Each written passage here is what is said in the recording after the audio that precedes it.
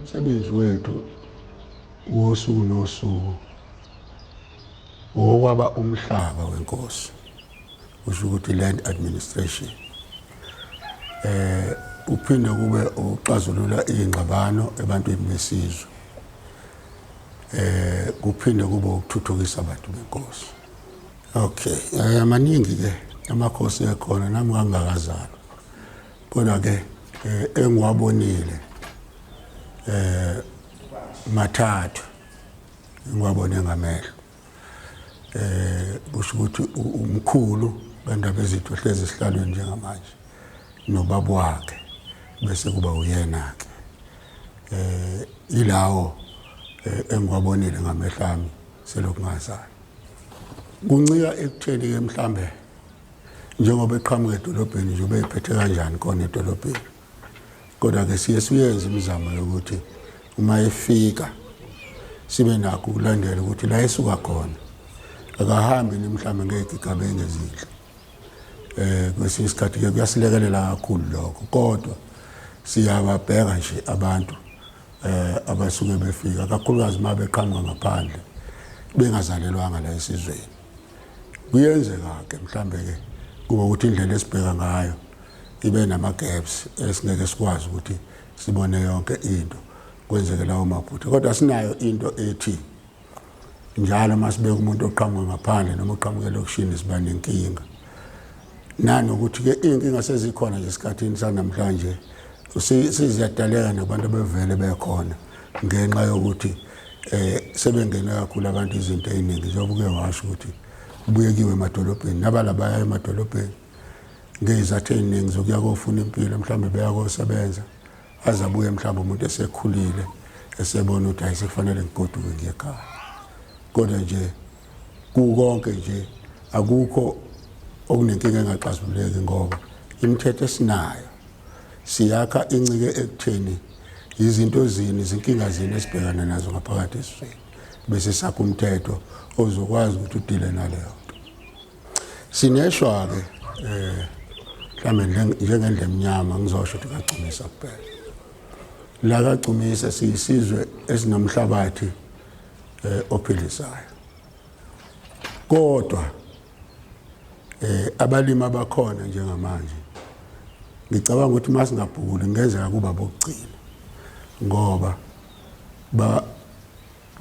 bayasebenzisa umhlabathi abantu besizwe bafundisa izingane bese ziyakhohlwa ukuthi ifunde ngalomhlabathi zihambe ziyokwenza ezinye izinto. Ngithi kulesikhathi sanamhlanje ingane maya etertiary ifika ihamba la ithi yofuna isikhala sokuba udokotela mhlawumbe medical practitioner iyafika lapho iyabuya ithi hayi bese kugcwele ibhalisela ukuba uthisha sesinothisha ke singabadingi ngoba uthe hamba umuntu esecabangela yena ukuthi uzofika ashintsha thini wahlulwa ukubuya ezekhaya azothi cha ngifike kugcwele kulokho ake sibonisaneni ukuthi kupho okunye engakuthatha.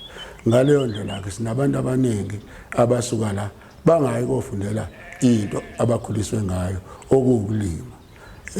Sike saba nomhlangano nabanye bomoba la eduze kwethu abangomakhelwane basho ukuthi ku-CSI wabo bafisa ukufundisa izingane sahluleka ukuyithola. Saphinde saba nabanye abasebenzisa amanzi kusho ukuthi abanedamu ne-game reserve kusho ukuthi labo bantu mawukabuka badila nento yaka-environment bathi bafuna izingane ezizofunda imikhakha yaka-environment ukuze phela kungathi la esizweni kusebenza umuntu oqhamuke eThekwini sahluleka ukuyithola ngoba esikoleni azibuki izinto noma zifundi ngezinto eziphambi kwazo zemvelo. No, uhlelo engihlala kulo zonke izinsuku ngoba nginentshisekelo yokuthi alube impumelelo lungahambi ngokuthi laba abantwana bafuna ukuthola istipend ngoba ileyo nto enye esilimazayo ukuthi makuvela amathuba bese kubuka imali kanti thina sibuka iskill esiqhubekayo nomuntu. Undaba ezitha wethu ke ngenhlanhla ke siphethwe inkosi eselula ike yavakashela eMsinga kuyovula iFET eyafika yakhuluma ke nominister lapho ngaleso sikhathi okwaku Blade Nzimande. Bezwana ke ngoba wafika uBlade la wafika ke walethula uhleleze ngalo lokwakha i-Skills Development Center. Wabuya ke wayeseletha ke nohlelo lama-learnership ukuthi abantwana bafunde. Sazi nje samusikela nendawo ukuthi uzobuya ezokwakha i-Skills Development Center khona la esizweni. Sizama kona njalo ukuthuthukisa abantu abasha besizwe ukuze bangahambi ngoba iningi inkinga ezenzekayo uma behamba beye emadolobheni ukuthi noma kushaya ikhathi zokuvota avotele ngale eThekwini wandisa abantu baseThekwini bese buya zobuza intuthuko la ekhaya le angayivotelanga ngakubo nalapho kusho ukuthi ukuqonda ukuthi ime kanjani into yasekuvoteni abakabinakho ukuqonda kahle kodwa ke siye sibagqugquzele silekelelana nabo abakamasipala. Siphezu kwakho lokho ukhuluma nje siqeda ukwakha indawo yabalimi lapho khona bezofaka umkhiqizo wabo ukuze noma ngabe sebewudayise izitolo ezinkulu ukwazi ukuthathwa endaweni eyodwa phecelezi lokho esithi pack house ukwazi ukuthathwa endaweni eyodwa futhi enezinsiza zokuthi noku okonakalayo ungasheshe konakale ngoba ufakwe nezinto ezibandayo kodwa ke isazovulwa ke ngokusemthethweni kodwa ikhona ke into kanjalo ngoba senzele ukuthi umkhiqizo wabo uhambe ngoba kuyalinywa la kulinywa ubhatata namadumbe lezi zinto oficana nazo ezitolo seyibiza imali ezibizayo kodwa ungazi ukuthi mhlambe ke laba bala bawudayisa kanjani umkhiqizo ngoba uyefunakala bawufake emavenini bawuhambise lokho kokubenza ukuthi abanye bangakhoni ngoba mhlawumbe abanayo imali yokukhokhela imoto. Mhlawumbe ngikwazi ukuthi ngiphawule kakhulu ngokuthi unjani ngoba sinomthetho la kwagcumisa ongakuvumi lokho. Ngokubuka ke izinto eziningi ezonakalayo uma uwavuma ukuthi kuhweba abantu bangaphandle. Sinazo ke nenhlangano zosomabhizinisi ezikhona la ngaphakathi esiye sikwazi ukuxhumana nazo njenganomkhandlu wesizwe sibonisane sivumelane ukuthi abaqoqozelane ngoba kakhulu phethwe abantu abasha ukuthi abantu abasha bayivule lezi ndawo zingavalwa ngoba ikona oholela ekutheni igcine sekuvela ukuthi fanele kuqashiswe kuze kulandwe nabanye abantu bangaphandle bazoqashiswa bese kugcina sekudayisa nezinto obengafanele ngabe ziyadayisa ezibulala isizwe njengama-drugs.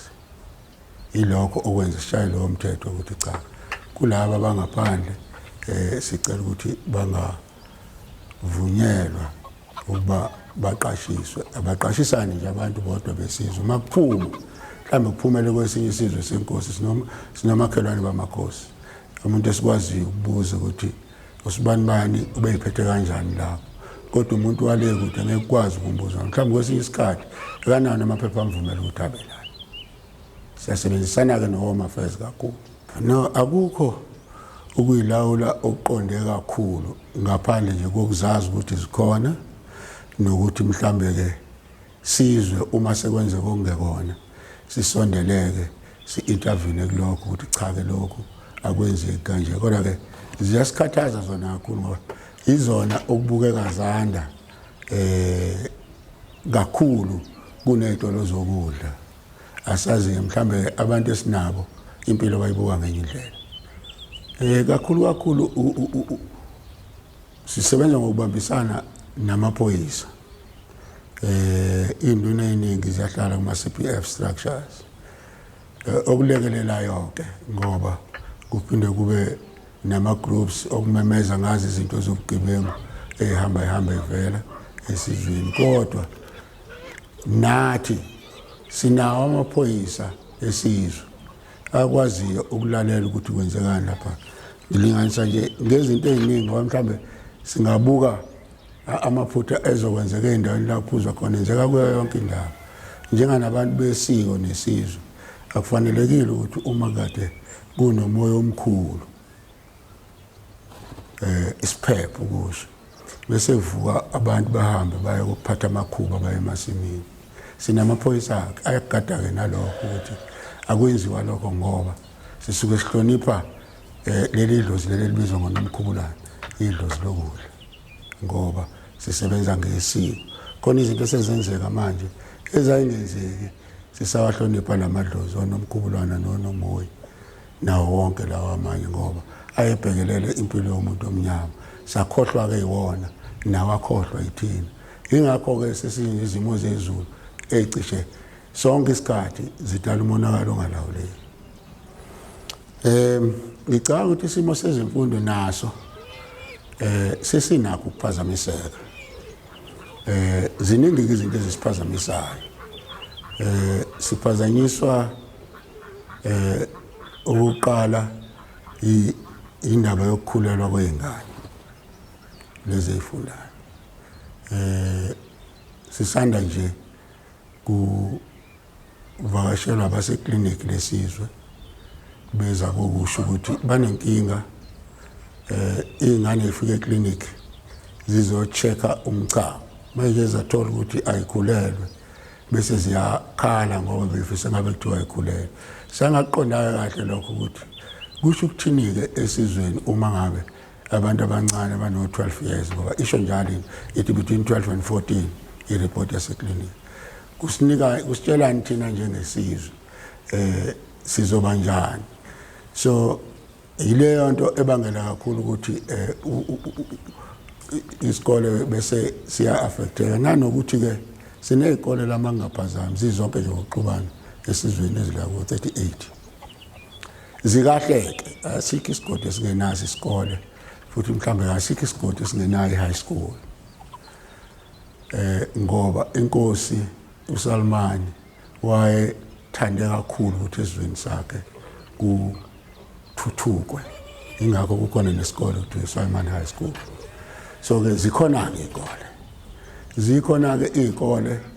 Sekukhona lento esilimazayo yokuthi ungumzali ufisa ingane yakhe iyofunda nezinye iy'nhlanga. Njengoba ufisa iyofunda nezinye iy'nhlanga nje uzoyithatha-ke uyisuse la kwaGcumisa uyise eWatberg uyise eMshwathi uzuyise nasetaweni ngoba ufuna ifunde nezinye iy'nhlanga. Bese sishiyeka lesi sikole sesine-enrollment ephansi kuze kuholele ekutheni ngelinye ilanga ne-department ibuka ukuthi mhlawumbe kungcono ukuthi sivalwe ngoba asisayi-serve i-purpose. So ezinye-ke iy'nkinga esiba nazo lezo ngoba siyisizwe manje esingakholelwa entweni yaso. Uma kuthiwa sisakholelwa entweni yethu ngabe phela sikuyona, mhlawumbe ngabe abelungu bafika bezofunda la, kungabi thina siyakufunda kubona. Kodwa-ke akwenzeki-ke kanjalo. Mhlawumbe-ke kusewumsebenzi okufanele siwusebenze. Nanokuthi mhlawumbe ngingasho ukuthi enye inkinga ekhona ey'koleni njengoba ngikhuluma ngey'ngane ey'khulelwayo zamantombazane ikhuleliswe zabafana. So-ke sine-role-ke kufanele ngabe siyayidlala nomkhandlu ophathelene nendabuko nanesiko lokukhulisa abafana. Ngoba mina nje ngisewumfana kwakunendlela owakulalwa ngayo nentombi. Ngoba ongafuni ukuthi uhlangane nabanye abafana bakubuza ukuthi yamitha pho intombi yakho lale kanjani nayo. So manje-ke ayisekho-ke leyo ndlela. Kufuneka siyiqale phansi. Awusakwazi ukuthi kuyiqala e-high school ngoba sebonakele. Ufika la e-high school nje la bethole khona nje indawana ufike kugcwele amakhondomu ubona hayi sibaningi siyafundisa kodwa-ke thina ngicabanga ukuthi lokho sisele kubona ngoba kufanele sifundise abafana ukuze zivikeleke ngoba phela ibona abayilingo singayigxeka nje kodwa akukho la khona umuntu wesifazane ekavimba umuntu wesilisa amtshela ukuthi akuthandani. Umuntu wesilisa ovama ukusungula leyo uma kulungiswe yena kungalunga. Manje thina siphulile ngaba siwacisha malaka kodwa-ke sisazokulungisa lokho. No, zihamba kahle kakhulu kungaba yilokho nalokho kodwa zihamba kahle ngoba ey'mweni ey'fana nalezo bayakwazi abamaklinikhi. Ngicabanga ukuthi banohlelo oluhle kakhulu. Kukhona nalabo kuthiwa ama-caregiver ey'ndaweni zonke. bayakwazi ukuhambela abantu babahambisele imishanguzo irrelevant nezifo zabo ngokuhloniphekileyo. Akulindeleki ukuthi umuntu uzwa la ebona khona ukuthi mhlambe ube ngadingi yena ukubonwa ekhona. Uhlelo ke oluhamba kahle ulekelela kakhulu namakhansela kamasipala kuleyo ndawo nabo caregivers siyasibonela hamba kahle kakhulu. Cha, bathwele kanzima ke ngalapho. Bathwele kanzima ngoba basebenza endaweni yasemakhaya. Njengoba besebenza endaweni yasemakhaya ezinye indawo esehlanzeni iqaqaneka imizi. Uma bathi uyisehlanzeni ufuna wazi ukuthi imizi izoqaqana omunye uzokala omunye ubele kude. So bathwele kanzima ngoba kufanele bayihambe leyo mizi. Mhlawumbe unikezwe imizi yama-60 yedwa. Kufanele ayihambe ababheke labo bantu and abakhelele. Uzothola omunye la mhlawumbe uzothola ukuthi kuze kuphela isonto nje engakayiqedi leyo mizi. Uyothi eqamba kuleli lilandela ufuna la ekoqala phansi. Akukho lutho abahanjiswa ngalo ngaphandle kokuthi uma ngabe ecalela ukugibela kulokho okwenzeka kubona emgwaqweni, kodwa banalo uhlelo lokuhanjiswa. Ngiyabonga kakhulu. Mhlambe ke siyafisa ukuthi nangelinye ilanga nibuye nizosibheka ngoba mhlambe sobe sesineyinkinga ezintsha noma ehlukile kunalezi enizibuzayo ngoba impilo ihlala iletha nje izinselelo ngaso sonke isikhathi. Ngiyabonga.